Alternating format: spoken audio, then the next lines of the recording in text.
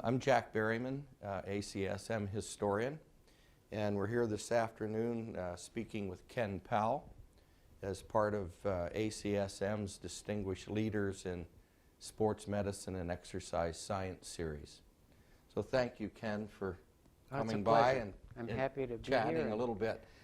I saw your photo in Steve Blair's talk the other day with your long hair and all that. He's a funny guy. But I just wanted to start off with, if you could just talk a little bit about where you grew up, what part of the country, where you went to college. Were you always interested in physical activity? And Sure. Yep. Something along those lines. I grew up in a town by the name of Downers Grove, which is just west of Chicago. Yeah. And when my parents moved there in 1940, which was a year before I was born, it was a town of 4,000 people and was surrounded by farmland. When I went off to college 18 years later, it was a town of 40,000, and most of the farms were gone. It was a time of just great, huge change around in the suburbs of Chicago. There was something, isn't there something connected with the YMCA history in Downers Grove? What was I don't think it's in Downers Grove, but there is one of the other western suburbs where the YMCA has a main office. I'm sorry. Yeah, that's all right. So where did you go? Did you play sports in high school? I should tell you, I grew up in a neighborhood where there were lots of kids, and my older brothers and I every day would go outside and we'd organize ourselves and we'd just play. Yeah, we'd play out in the did the street. same. There weren't any cars, or the occasional car that came by, we'd get out of the way and we'd play baseball, and we laugh about it today because we played with balls and we literally wore them out. We taped ours. And we'd tape them, and the tape would break, and eventually we'd be playing and the string would start to come around. Right, I did the same thing. I think, my love of activity, which remains to today, I think goes back to those childhood opportunities to just go outside and play. Just play. Unstructured play, and we got our games together. And my brothers were a little bit older than I was, 4 years, so they were enough older and better that I never really competed with them in athletics. They were just always too good for me. But they were happy to have me along because they needed more players. You needed a to team. make their games right. So I got to do a lot of stuff I otherwise wouldn't have been able to do. And I played sports in high school. I was never a particularly good athlete, but I've just always loved being able to participate. Then I went to college. I went to Harvard, and I tried out for the cross-country team. It wasn't fast enough, and did some intramural stuff. But actually, it was in college that I recognized the fact that if I could do some kind of activity, play a little basketball, go for a run, do some swimming, whatever it was, I studied better. I knew you were going to say it. I felt better, I studied better, I slept better, I just improved my life. What did you major in? I majored in chemistry. I was a reasonably good student, but when I graduated, I did not have a clue what I wanted to do with myself. What years were you there, Ken? 59 to 63. Okay. Graduated in 63. Okay. So you have this degree now in chemistry, and now what? Well, I kind of knocked around for a while, and to this day I'm not entirely sure why I decided it, but I decided to go to medical school. So my chemistry degree was helpful, but I'd still miss some required courses, so I had to go to night school. I got a job as a chemist. And where were you living then? I lived in Cambridge, Mass. Spent that year in Cambridge. So you just stayed there? Stayed there, yeah. I see. And then I went to medical school at Northwestern, so I went back to Chicago, graduated from medical school in '68, and I had anticipated becoming a general practitioner of sorts, but in medical school I had the opportunity to spend a few months in India, working at a small hospital way out in the middle of nowhere. And I realized that that hospital was really providing good medical care, and the people who would come, to the extent that we could, we made them better. But With then little resources. Yes, very few. Yeah. Then we had to sort of turn them loose back into the same environment that had made them sick originally. And that experience in India made me appreciate a lot more than I'd ever done before, just all the systems that we already had in this country to give us, clean, safe drinking water all the time, and good sewage systems, immunization systems and things like that. And that got me interested in public health. And I'd been always kind of a quantitative person, and I think that's what drew me to epidemiology within public health. So I got an M.P.H. with a specialization in epi, and started to work for the Centers for Disease Control. Where did you do that degree and when? I went back to Harvard for that. Oh, for your M.P.H.? Yeah, for the M.P.H. Okay. And when that did you finish? That would have been I would not recommend the course that I took to get to where I ended up to anyone else. Yeah. But for me, it was what I needed, and I did what I had to do at the time. So I finished medical school in '68, did an internship in medicine, finishing in '69, got my master's degree in public health in 1970, worked for 2 years for the CDC at that point in time, and then decided... Have they always been in Atlanta? Yes, they always have been. Okay, I didn't. All right. The Centers for Disease Control was started during World War II and was originally called the Malaria Control in War Areas, and was put there because of all the military bases that were in the southeast because of the weather, but they were concerned about the malaria that was exposing these troops. So anyway, that's why CDC was in Atlanta. So were you doing anything at all in physical activity those 2 years? Well, just my own personal but habits. not within the CDC no, not in structure CDC at all. Structure. No, there was nothing. There then. wasn't, yeah. I first came to CDC in 1970, and I worked there 2 years. Then I left to actually finish my residency in medicine, and then I came back to work more in CDC and was expecting. I was interested, like most people who still come to CDC. I was interested in infectious disease control. So I did that for several years, spent some time specializing in tuberculosis, and then began to feel like I really was ready for something a little different. And I realized also at that time that the behaviors, our human behaviors, were highly influential in what the leading causes of death and disability and disease were in the United States. And I certainly wasn't the only one. Public health in general was making that recognition. And so I had a chance in 1983 to join, in fact, to try to be the leader of a newly formed branch at CDC called the Behavioral Epidemiology and Evaluation Branch. Wow. And we were to try to treat behaviors as risk factors for diseases, just like alcohol, tobacco, drugs. But this was a new branch, and the question was, well, what shall we start with? And I was just lucky. I was in the right place at the right time, had a great supervisor, and he suggested, why don't you start with physical activity? I'll be darned. That looks like it might be important. He didn't feel like we really had the information yet. Wow. There's nobody in public health that's really working on that now, where if we start with alcohol and tobacco, there are already a bunch of stuff. So good point. I said, physical activity sounds good to me. Let's give it a whirl. I think we can make it work. And I guess the rest, as they say, is history. Now, had you known of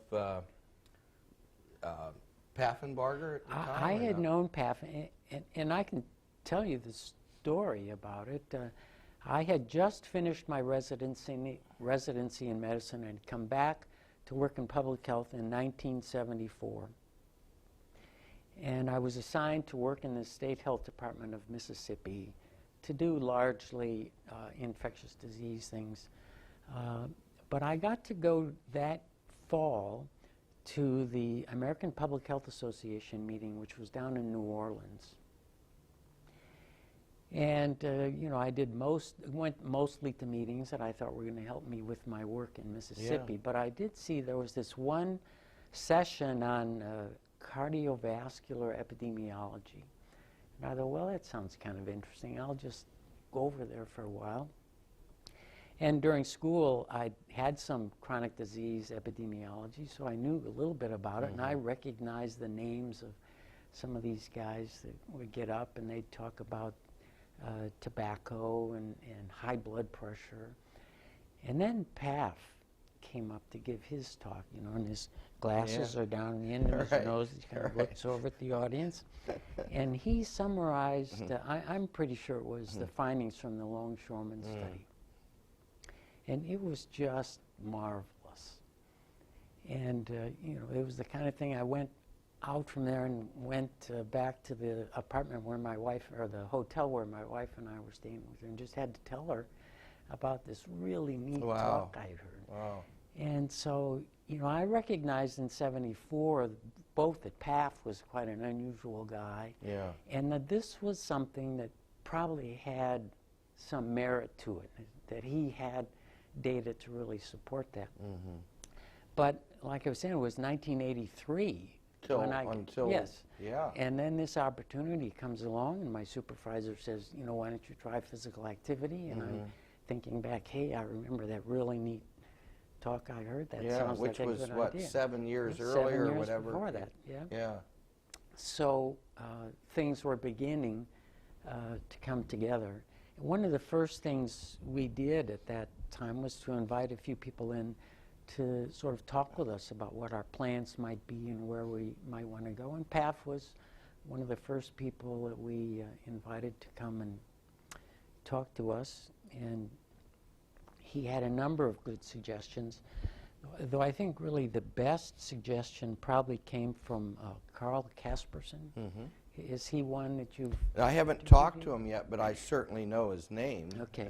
He might be one to talk to, because Carl is the person that we first hired at CDC to try to bring some exercise science, exercise physiology into our group.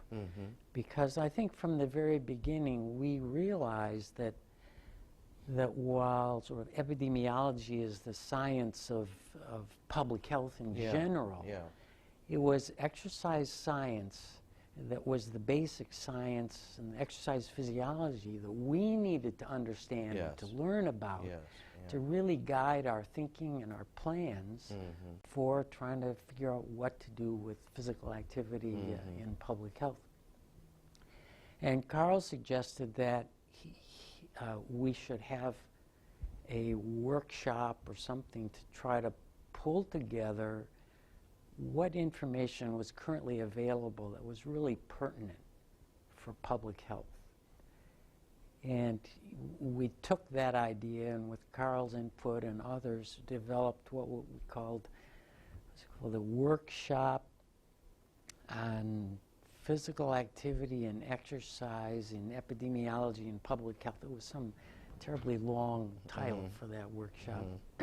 Did you guys host it at CDC? We hosted it at CDC, and I think we did a really good job of sort of deciding, okay, what are the topics that we need to have covered in this workshop that are going to be important to moving public health forward in this area, and getting people to come and help us with it. You know, there are names you know well. Steve Blair came and helped us. Bill Haskell was another who was involved. Rod Dishman came, and so we put together this set of papers, And it's actually one of the things that I'm most proud to have been a part of.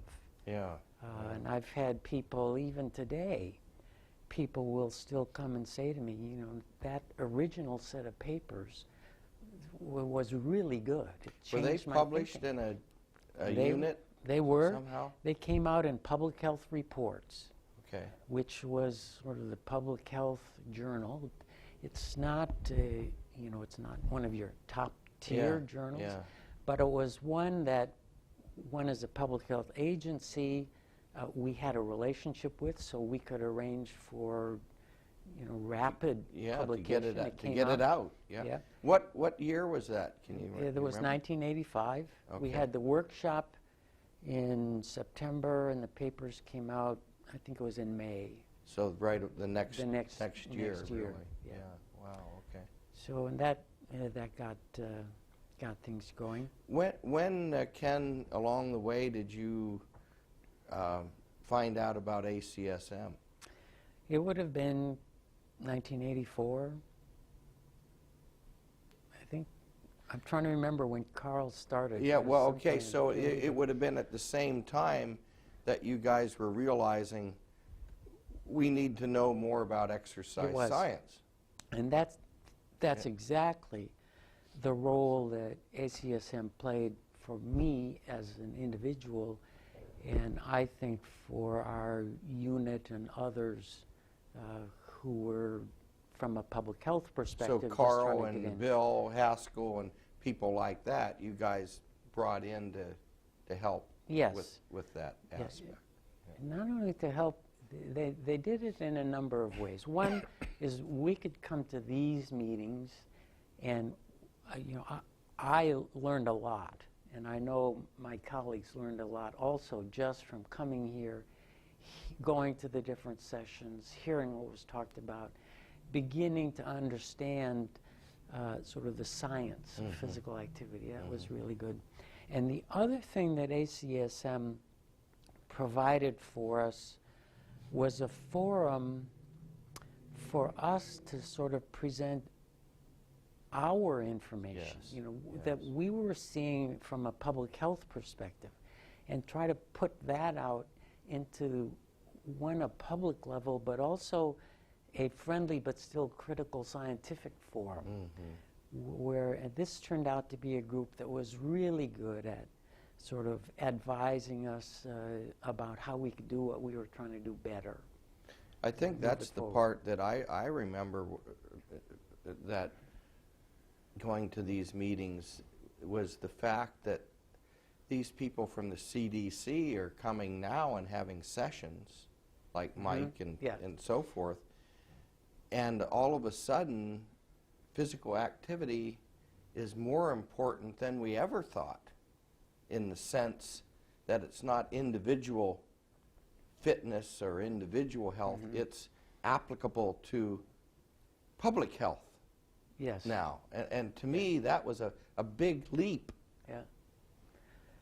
And I think it's maybe even a bigger leap than you think. I think it's a bigger leap than we thought when we started working on it. I think we anticipated from Paff's work and Jerry Morris's work and some of the others that cardiovascular health was going to be important.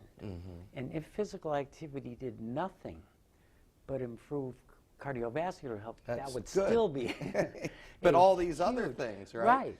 And they sort of came out later, and we're looking around and we see, gosh, you know, it's really good for diabetes too. Yeah. And then a couple of cancers. I'm going to talk to Colon Ann McTiernan Oh, good. next. Good. Okay. So that's her. She'll be good. She'll have a lot to say about that. Yeah. And But then I see what you're saying. I didn't look at it that way. It's not just this, it's all of these things. yeah, it expanded, you know, and it still is doing that today. And I think the area we really haven't appreciated anywhere near as much as we should are the mental health benefits that regular physical activity provide. And of course, that's, you know, a little harder to sort of get your hands around. And I have a work on. psychiatrist friend in our medical school at the University of Washington, and I see him all the time at the gym. Well, and I said to him, I said, you know, you're here, and he goes, I'm here for this. yes. And he points Yeah. to his head. Yeah, and I have said many times to many people over the years, long before this, that I used to run. Was the thing I got into. It was efficient time-wise. It fit into the schedule. You could take it with you wherever. You look like a runner now. But I've told people again and again that I ran in part because it made me feel good, but I also knew it was good for my mind. It was just so much, not only my thinking ability, but just my emotional health as well. Yeah. I told you time's going by. Oh, it has flown by. So what do we need to cover? One quick question. Was it really the Surgeon General's report on physical activity? That was 96? 96. I actually wrote some of that with Bill Haskell, which was fun. Did that originate with you guys at the CDC? Yes. I was no longer there. Okay. My time actually was fairly short. I worked physical activity at CDC from 83 to 1990. Oh, okay. And then there were some reorganizational changes, and I was trying to promote a physical activity branch, formally a branch. Which is there now. Which is there now. Yeah. And that wasn't being received well, and they wanted me to do some other things, and so I actually shifted off into another area professionally at that point, even until now. But activity has been so interesting a topic for me that I've stayed with it. But it was Mike who really put that thought about the Surgeon General's report and got that going. I didn't even get to ask him about it. But Mike did a lot to sort of advance physical activity at the Centers for Disease Control in ways that I wasn't able to do while I was there, and Mike came along and just did it. What did you do after you left CDC? Well, I stayed at CDC for a while and worked in injury prevention. I thought you left. You just No, I just had to move to another part of CDC, worked in see. injury prevention, which actually has turned out to be an important aspect of physical activity. Are you still there? Have you retired? I left CDC in '97 and then worked for 8 years at the Georgia State Health Department. Okay. And have been more or less mostly retired since 2005. But still doing a lot of stuff. Yeah, well, this is a terrific field, and it's got a lot of... You can decide to do what you want when you want to do it, right? That's exactly right, yeah. We work all our lives to get to that point, right? Yeah. Well, anyhow, Ken, thank you so much. That was really, really fun. It was fun for me, and I appreciate the opportunity you're giving me. Well, thank you. Appreciate it.